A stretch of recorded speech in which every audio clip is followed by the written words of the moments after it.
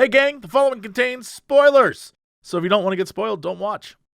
Hello everyone, it's Jesse, it's Monday.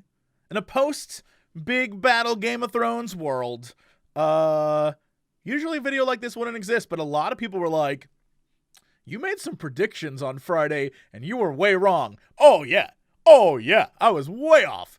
But that's cool, that's fine. I enjoyed what I saw, however, man, I want to talk to you guys about something. And I want to know your thoughts. I don't know if this is going to be a long video because I don't know how much I have to talk about it, but a lot of people wanted this, so here we are. The Night King sucks, right? Like, the Night King sucks. I went back and watched that episode again. By the way, let me say up top, I liked that episode. Like, overall, I like the show Game of Thrones. I don't think it's nearly as good as the books.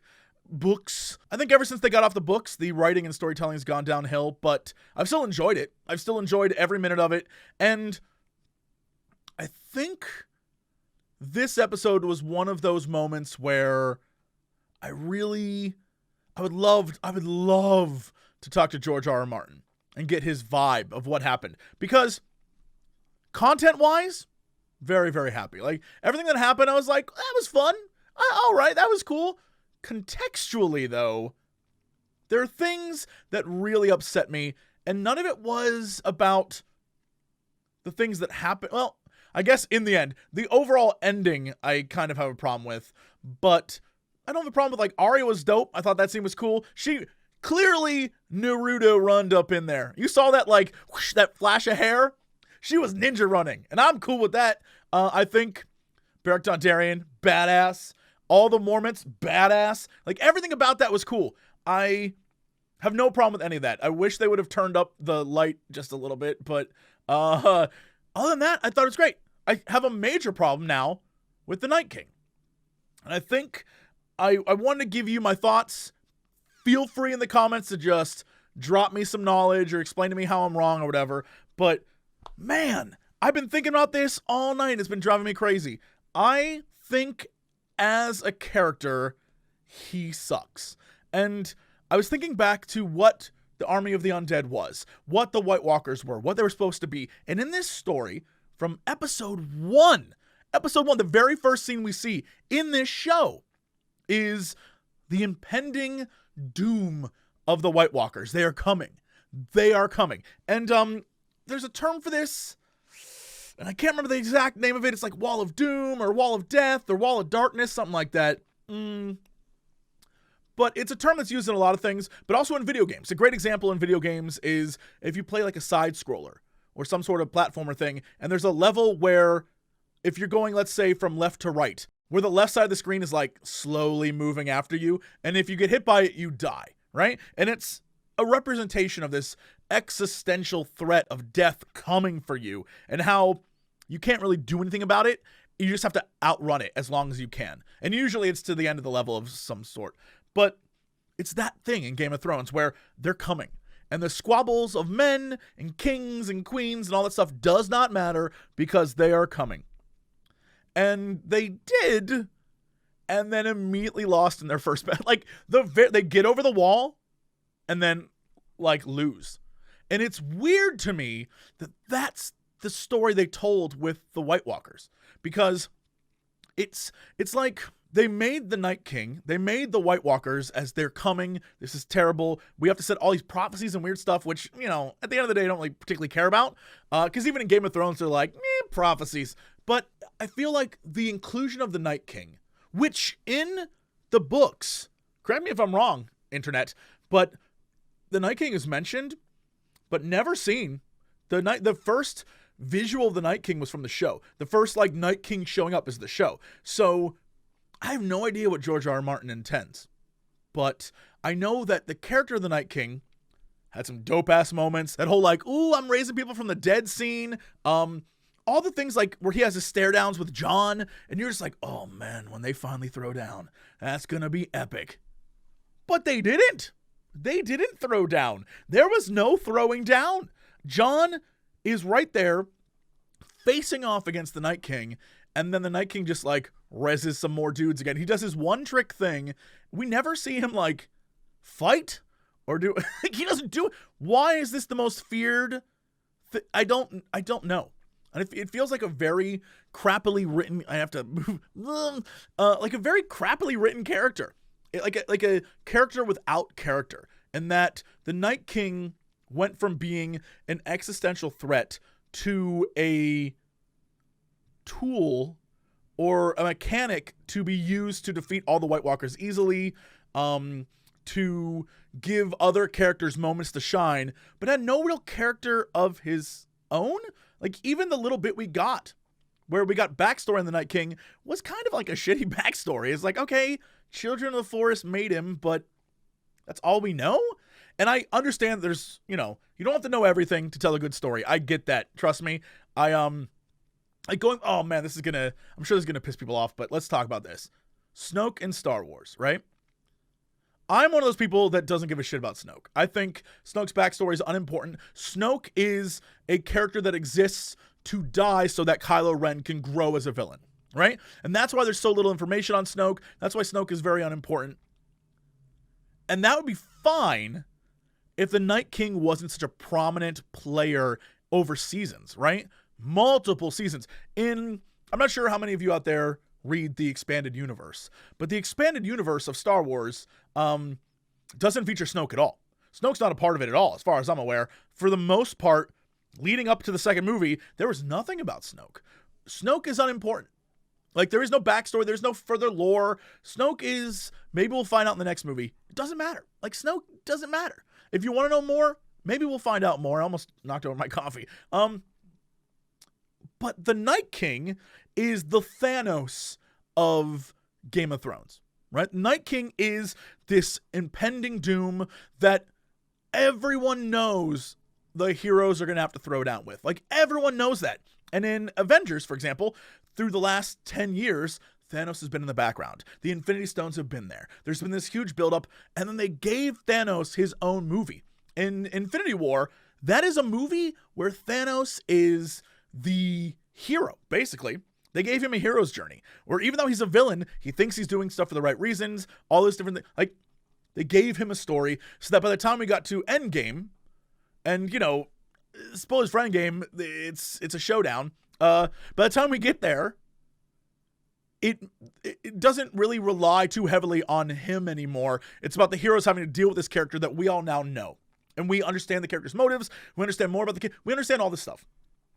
And I think that it's wild to me that we didn't get that with the Night King. And I feel like George R. R. Martin would never do that, right? Because you could definitely tell quality of seasons 1, 2, and 3 versus the rest, right? Seasons 1, 2, and 3 are definitely from the book, and the rest are screenwriters trying to imagine what George R. R. Martin would do. And I just have so many questions about what their thoughts were on all this, because while I would be fine if the exact same scene played out, if there was just another battle. Does that make sense? Like, if there was something else to have us prepare for this moment, where it was like, oh, this is an all or nothing thing. This is the craziest thing that will ever happen. There's no way that they can beat this. There was like another battle before this where they tried to stop them. But there's never been a moment where they've ever tried to fight them. Ever, period. There's never been a moment in this show where someone has stood up against the White Walkers and been like, okay, we have to try and fight. And then they lost, right? This was the first battle. And it was like, we won. It's crazy. It feels like a lot of this was set up so that we could then get back to the Game of Thrones aspect. But I thought the whole point of the show was that the Game of Thrones was the unimportant part. So we have 3 episodes where Cersei's the villain. And don't get me wrong, Cersei's a great villain. I love Cersei. But it's like shocking. Does that make any sense? It's like shocking to me this is the route they went. Now, there could be 3 incredible episodes, and if that's the case, I'm in. I will be fine. But from a storytelling standpoint, I don't understand the Night King now. Like, I don't get the whole point of all of this.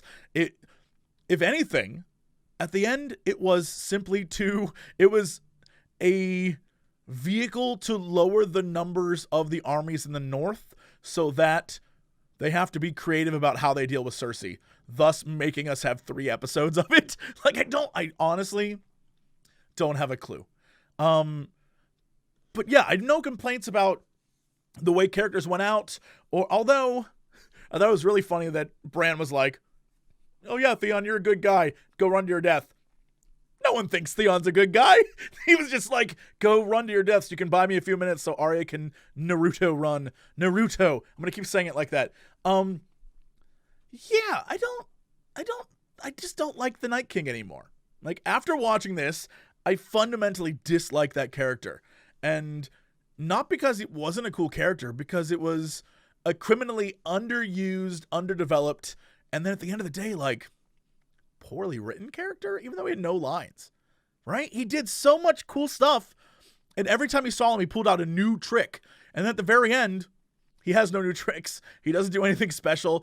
The scene where he was like approaching Bran, and they had the music, and it was like, oh my God, Bran the Night King, finally we're going to see what these two can like do. This could be crazy. Nope, nothing. They just stared at each other, and he was like, I'm going to let the music swell, and I'm going to pull out my sword. Oh, Arya! I know I enjoyed the episode, but at the same time walked away like, man, that's depressing. I don't know. Like, you know, it's fine to love a thing and not like some things about it, but it's not that I'm not going to watch the last 3 episodes. It's just that now people are like, what do you think's going to happen next? I truly have no idea. I couldn't even tell you what's going to happen. I have no clue because, my expectations are so subverted that I couldn't, like, a great example of subverting expectations is the Arya thing. I thought that was dope. When you see it all play back and you're like, oh my God, of course. The entire show, she's been training for like this one moment. You see all the different characters who are like building her up to that moment. You see all the different people in her life that like prepared her for this. That's dope. And I think that's an expectation that none of us had. Super subverted. Very cool. But on the flip side, you had Jon and the Night King stare each other down like for so long. And they constantly were just like, man, if I ever get the chance to fight you one-on-one, this is it. And you feel like that's going to happen. It happened for multiple seasons. There are moments where they're just like, one of these days, you son of a bitch. And the result is that they subverted expectations because the Night King just raised some dead guys, right? Which is that's kind of what he does. And Jon's like, oh shit, I'm not going to fight you.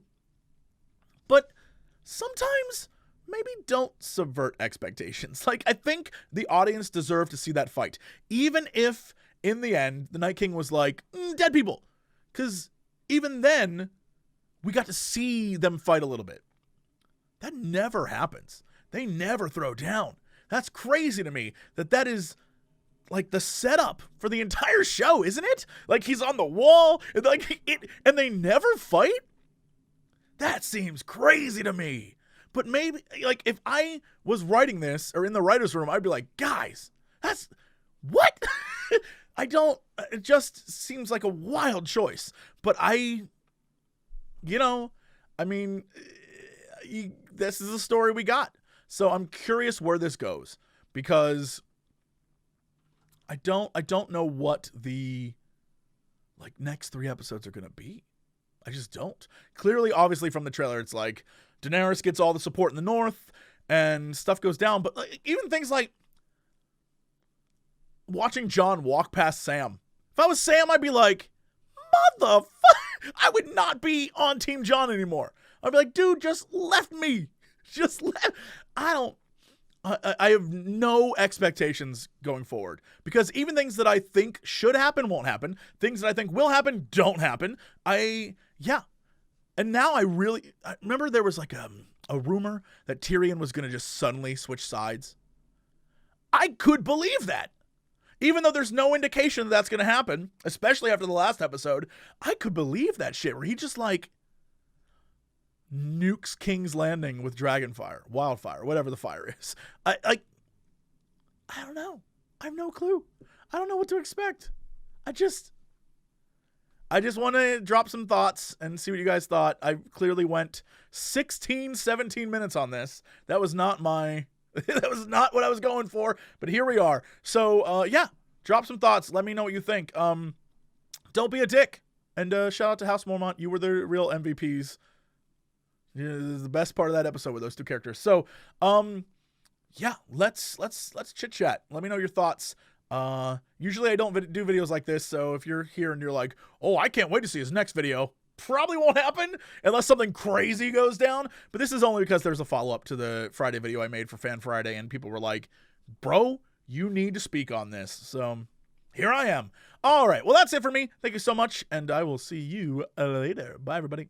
You know, where's the payoff? Bring the strippers and booze! We do occasionally talk about video games. Bring the strippers and booze!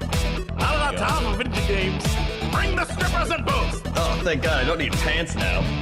Hey, JC, what are you doing? Not much. Making a fortune. It's a collection of broadcasts. Yeah, now sing music. It's a collection of broadcasts. Bring the strippers and booze! It's a collection of broadcasts. I'm here to ask and answer one simple question. It's a collection of broadcasts.